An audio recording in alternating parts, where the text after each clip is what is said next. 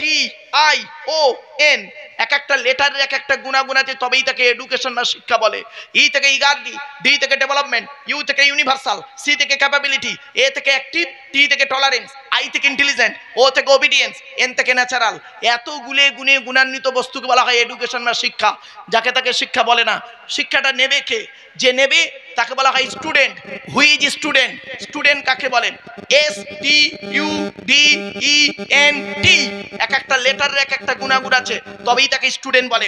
S থেকে study, টি থেকে truthful, you থেকে ইউনিটি বা আনকমন, ডি থেকে ডেবোরিয়াস, ই থেকে এফিসিয়েন্ট, এন থেকে নোবেল, টি থেকে টিপটপ। এতগুলো গুণে গুণান্বিত ব্যক্তিকে বলা হয় স্টুডেন্ট।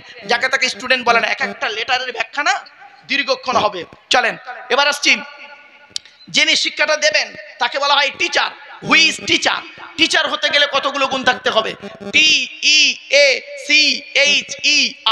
টি থেকে ট্রেনার, ই থেকে ইগারলি, এ থেকে ability, most important letter C, C থেকে ক্যারেক্টার, এইচ থেকে অনেস্টি, ই থেকে আর্লি, আর থেকে রেগুলারিটি।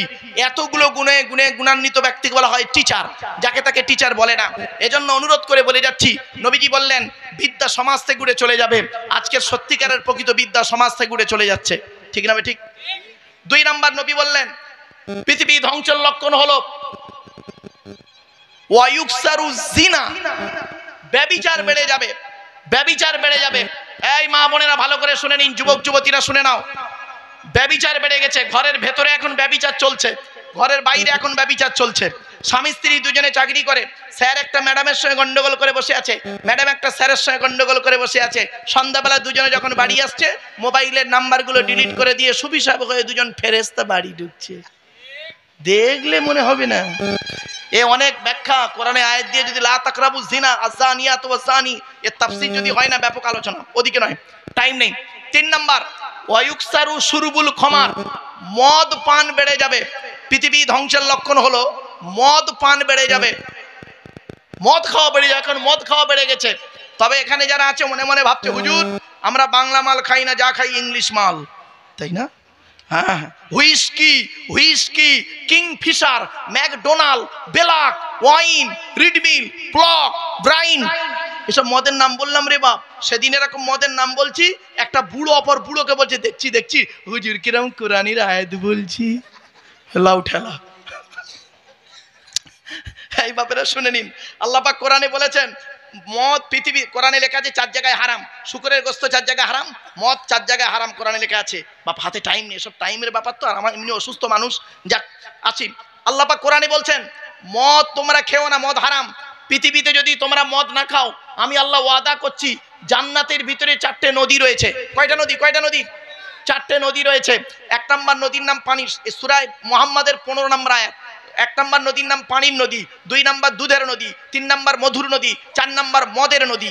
মদ মদ মদ। আল্লাহ বলছে শোন, পৃথিবীতে যদি তোরা মদ না খাস, আমি আল্লাহ ওয়াদা করছি জান্নাতের ভিতরে তোদের জন্য মদের নদী রেখেছি। তবে দুনিয়ার মদের পুরোপুরি উল্টো মদ। জোরে বলুন। ওহ, এই ওয়াজটা আমি করেছিলাম নদিয়া জেলায়।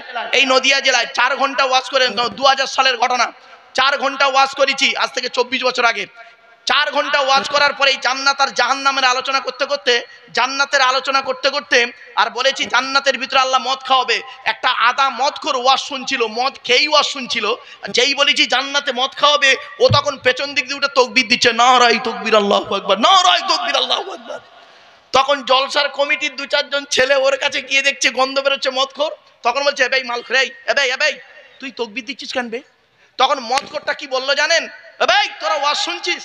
মারুফ ভাই ওয়াজ করতে করতে কি বললো শুনলেন? আল্লাহ নিজে কোরআনে বলেছে জান্নাতে মদ খাওয়াবে। ও ভাই দুনিয়ার মাল খাওয়া প্র্যাকটিস না থাকলে জান্নাতে খাবি কি করে ভাই? লাও কাহা কা বাঁশ কাহা লাগা দিয়া। চল বাবা, এবারে 1 নাম্বার বিদ্যা উঠে চলে যাবে, 2 নাম্বার ব্যভিচার বেড়ে যাবে, 3 নাম্বার মদ খাওয়া বেড়ে যাবে, 4 নাম্বার সুদ খাওয়া বেড়ে যাবে। বাপেরা কোরআনে সুদ হারাম আছে, রিবা ব্যাপক আলোচনা বাপ, ওদিকে টাইম নেই বাপ। ঘুষ খাওয়া হারাম, ঘুষ খাবেন না। এরপরে নবীজি বললেন পৃথিবী ধ্বংসের লক্ষণ হলো অযোগ্য ব্যক্তিরা নেতৃত্ব দেবে, যার যে সম্পর্কে কোনো জ্ঞান নেই। গ্রামের প্রধান নিজের নামটাও সই করতে পারে না, ও হলো গ্রামের প্রধান। ও নিজের চরিত্র খারাপ, ও লোকের ক্যারেক্টার সার্টিফিকেট দিচ্ছে। ঠিক না বেঠিক? পৃথিবী ধ্বংসের লক্ষণ হলো শিক্ষিত লোকেরা অশিক্ষিত লোকেদের সম্মান করবে ভয়েতে, ঠিক না বেঠিক? পৃথিবী ধ্বংসের লক্ষণ হলো, নবী বললেন পিতামাতার অবাধ্য সন্তান হবে। এরপরে আসছি, পৃথিবী ধ্বংসের লক্ষণ হলো স্বামী স্ত্রীর মধ্যে ঘন ঘন গন্ডগোল দেখা দেবে। এই জন্য নবীজি বললেন এই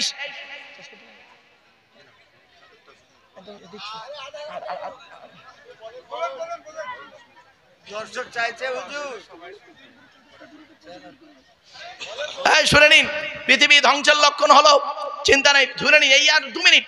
পৃথিবী ধ্বংসের লক্ষণ হলো স্বামী স্ত্রীর মধ্যে ঘন ঘন গন্ডগোল দেখা দেবে। এই জন্য নবীজি বললেন এই স্বামীরা তোমরা তোমাদের স্ত্রীদের কয়েক কটা শিক্ষা দেবে। 1 নাম্বার হলো আসসালামু ক্বাবলাল কালাম, স্বামী স্ত্রী কথাবার্তা যখন বলবে একে অপরকে সালাম দেওয়া নেওয়া করবে, আল্লাহর রহমত মহব্বত ভালোবাসা আল্লাহ বাড়িয়ে দেবে। তা বউকে কোনোদিন সালাম দিয়েছেন? না। শালিকে সালাম দেয়, শালিকে। আরো দাদার শালিকে ঘন ঘন মোবাইলে মিস কল, তোর মোবাইল বাস্ট করবে। 2 নাম্বার হলো এই স্বামীরা তোমরা তোমাদের স্ত্রীদেরকে এই শিক্ষা দেবে তারা যেন কোনোদিন কাবা শরীফের দিকে মুখ করে কোনোদিন থুতু যেন না ফেলে, কাবা শরীফের দিকে মুখ করে কোনোদিন পেশাব পায়খানা যেন না ফেরে, কাবা শরীফের পেছন ফিরে যেন পেশাব পায়খানা যেন না ফেরে। তারপরে বলা হয়েছে তোমরা তোমাদের স্ত্রীদেরকে এই শিক্ষা দেবে তারা যেন কোনোদিন গোসলখানায় বাথরুমে পেশাব যেন না ফেরে, গোসলখানায় বাথরুমে কোনোদিন উলঙ্গ অবস্থায় গোসল যেন না করে। তারপরে মা বোনেরা শুনে যান আজকের, এরপরে বলা হয়েছে এই স্বামীরা তোমরা তোমাদের স্ত্রীদেরকে এই শিক্ষা দেবে তারা যেন হাতের চুড়ি, কি হুজুর কি বলেন আপনাদের এলাকায়, চুড়ি হাতের চুড়ি তারা যেন কোনোদিন দুটো ব্যবহার যেন না করে। মা বোনেরা এক হাতে একটা চুড়ি পরবেন, এক হাতে দুটো চুড়ি পরা নিষেধ আছে, অনুরোধ করে বলে যাচ্ছি। এরপরে আসছি, নবীজি বললেন এই স্বামীরা তোমরা তোমাদের স্ত্রীদেরকে এই শিক্ষা দেবে, নামাজের শিক্ষা দেবে। তারপরে বলা হয়েছে স্বামী স্ত্রী যখন ঘুমাবে একটি মাত্র লম্বা বালিশে মাথা রেখে ঘুমাবে। কটা? একটা লম্বা বালিশে স্বামী স্ত্রী মাথা রেখে ঘুমাবে। এক বালিশে মাথা রেখে ঘুমালে আল্লাহর রহমত মহব্বত ভালোবাসা আল্লাহ বাড়িয়ে দেবে। এই ওয়াজটা শোনার পরে অনেক মুরব্বী বাবাজি আছে মনে মনে বলছে ওরে মারু পাকা দরগা গ্রামে আজকের 20 বছর আগে ওয়াজটা কেন করলি না, তোর চাচি আর শুতে নেয় না। ও বাবা, দোষটা কি আমার বাপের তো দোষ, আমার বাপ বে করতে দেরি করেছিল। চলো বাপ, এই মেয়ে ছেলেরা ভালো করে শুনে নিন, মা বোনেরা স্বামীকে সন্দেহ করেন, স্বামীকে সন্দেহ করতে হবে না। একটা মারাত্মক তাবিজ শিখিয়ে যাচ্ছি, শুনে নিন। স্বামী স্ত্রী যখন ঘুমাবে একটি মাত্র লম্বা বালিশ ব্যবহার করবে। আর স্ত্রী যদি ওর মাথার লম্বা চুলটা ওই বালিশের উপরে বিছায় দেয়, আর স্বামী যদি স্ত্রীর চুলের উপরে মাথা রেখে ঘুমায়, ওই স্বামী ওই মুহূর্তে জীবনে কোনোদিন অন্য কোনো মেয়ের কথা ওর মনেই আসবে না। এই ওয়াজটা শোনার পরে আমার মা বোন যারা ওয়াজ শুনছে